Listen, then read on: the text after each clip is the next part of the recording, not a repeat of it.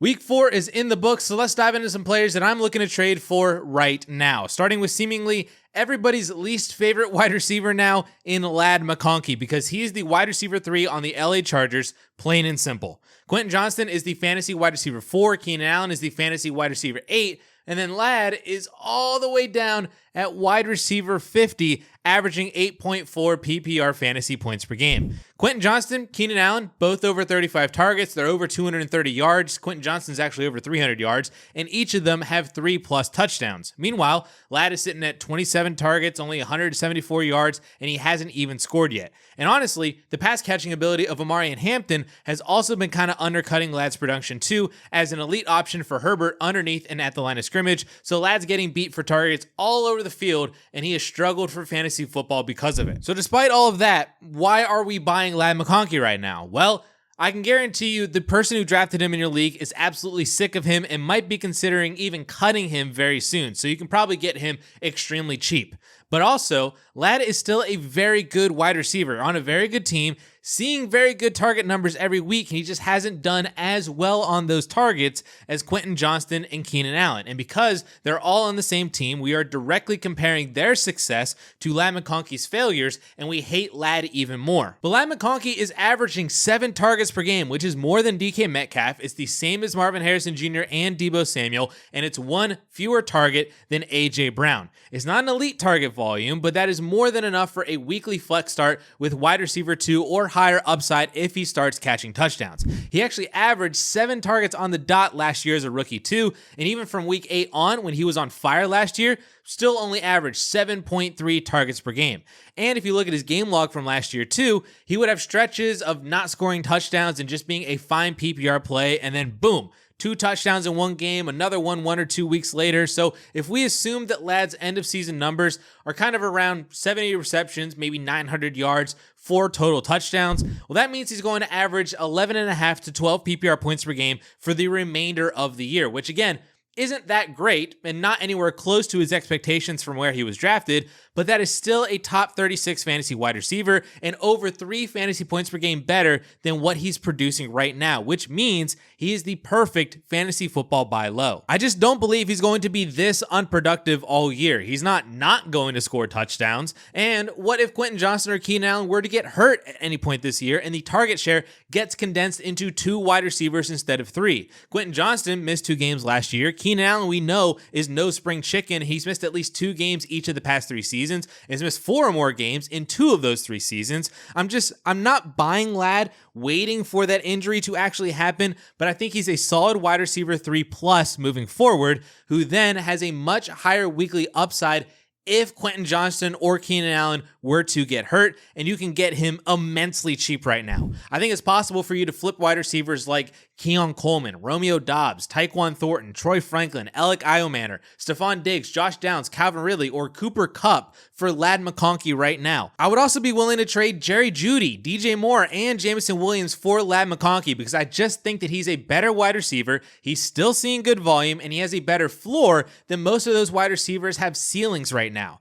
Things are going to get better for Ladd McConkey. He's just too good of a player and too good of an offense for it not to get better for him. So just buy low. In a kind of similar situation to Ladd as a more floor fantasy wide receiver, we have Chris Olave, who I think is a pretty cheap buy right now if you're trying to replace wide receiver injuries to Malik Neighbors or even to CeeDee Lamb, Mike Evans, or Terry McLaurin. The benefit with Chris Olave is you're getting an incredibly high volume wide receiver who has seen double-digit targets in 3 of his first 4 games, and then this past Sunday caught his first touchdown of the season. Because of all of that volume, Olave has been above 10 PPR fantasy points every single week, which I know isn't like super incredible production, but depending on your roster needs or how you like to score in fantasy football, that consistent production can be extremely helpful as a wide receiver 3 or flex option on a weekly basis. But then there's that added upside of what if things get a little bit better in New Orleans? What if instead of averaging 7 yards per reception, Olave starts averaging 9 or 10 yards per reception moving forward,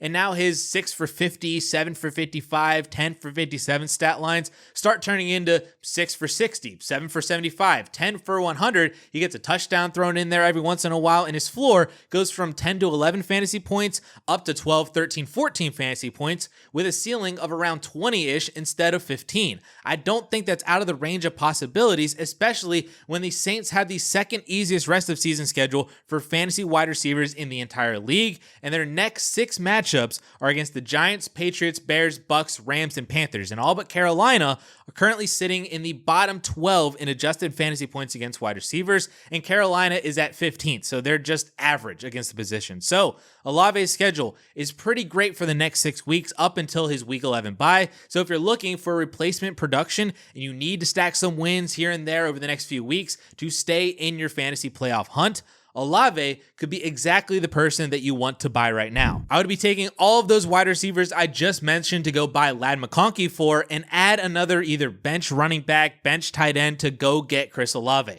Keon Coleman plus, Josh Downs plus, Stephon Diggs plus. Maybe you can get Olave for Romeo Doubs straight up after his monster week on Sunday night. Or you can move Jerry Jeudy, DJ Moore, Jameson Williams for Chris Olave. Or maybe you try to trade one of your starters for Olave plus if you need more depth or an extra starter to fill in for injuries. Garrett Wilson, Zay Flowers, Keenan Allen, George Pickens for Chris Olave plus, if that plus is pretty good, while Pickens is producing without CeeDee Lamb. These are the ideas that I would like to try to buy Olave for right now if you need some points, because his floor is kind of like a top 25-ish guy at this moment, but the volume is all there. The matchups are going to be there over the next 6 weeks to where he could actually be more of a top 20 guy heading into November. Moving to the running back position, while Ladd and Olave are buy lows, Quinshon Judkins is somewhat of a buy high right now, or maybe just a really good buy before he starts to explode for the remainder of his rookie season. Over the last 2 weeks, Judkins has seen at least 18 carries, has rushed for at least 80 yards, and has scored in both games. And perhaps the best signal for potential elite fantasy success is the Browns' willingness to throw to him. He had 4 receptions for 33 yards this past weekend as the Browns were losing pretty much all game to Detroit. That kind of receiving production was something that we weren't sure if Judkins would have in the NFL because he wasn't really used in the passing game much in college, and the Browns never seemed to want to utilize Nick Chubb in the receiving game either. But if Quinshon Judkins is going to be game script proof and matchup proof, catch passes and negative game scripts, that is a rare find in today's NFL at the running back position, and we cannot overlook that usage. The other added benefit with Judkins is the Browns' schedule for the remainder of the year. Judkins currently has the 7th best remaining strength of schedule according to adjusted fantasy points allowed to running backs, including the Titans in week 14, Chicago in week 15, Buffalo in week 16, and Pittsburgh in week 17 fantasy championship games, which is a very enticing leading into and then actual fantasy playoff matchups for fantasy football. So it's all there for Quinshon Judkins. Even if he gets suspended at some point this year, which may or may not even happen, the NFL might even push that to 2026. I'm not really even worried about that because he looks phenomenal and the volume is there every week he's playing. So the only question becomes then, what do you give up for Quinshon Judkins? Personally, I'd be willing to add something to Kenneth Walker, to David Montgomery, Alvin Kamara, and even Jordan Mason to move up to Judkins as your RB2. I would also consider pivoting from Kyron Williams and Travis Etienne, and I would even be tempted to pivot from Saquon Barkley if I could get Judkins plus, like if it was another flex or wide receiver 2 upside type of wide receiver, a quarterback or tight end upgrade. I would consider moving from Saquon at this point over to Quinshon Judkins if I got a necessary plus with Judkins to do it.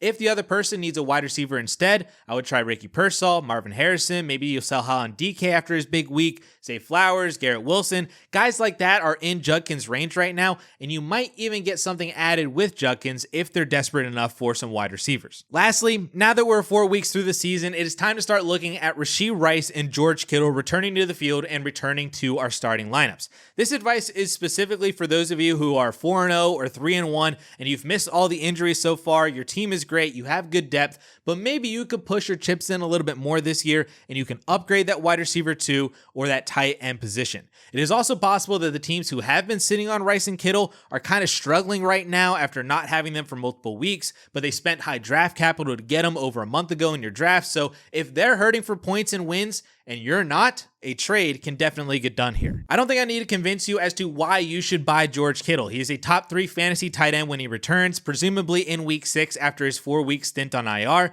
and this Niners team needs weapons desperately. So if you have a Hunter Henry, a Dalton Kincaid, Juwan Johnson, Zach Ertz, Kelsey Andrews, Laporta type of tight end, try to package something with them to go get Kittle a week before he returns. If the other team needs a wide receiver, send him a wide receiver. If they need a running back, send him a running back. Whatever piece that makes sense to package from your depth and production to go upgrade your tight end spot for the remainder of the year, pay it to go get George Kittle. Then as for Rashee Rice, this is just a play that Rice comes back into the wide receiver 1 role for Patrick Mahomes and the production that he had to end 2023 and start 2024 before his injury. And the fun part about this Chiefs offense right now is that Patrick Mahomes is throwing the ball a lot. He has attempted 37 or more passes in 3 out of their 4 games, and their schedule doesn't really get much easier moving forward in terms of them completely blowing out their opponents and not having to throw as much. Rice is going to return to a Week 7 matchup against the Raiders, then he gets Washington and Buffalo before their bye week,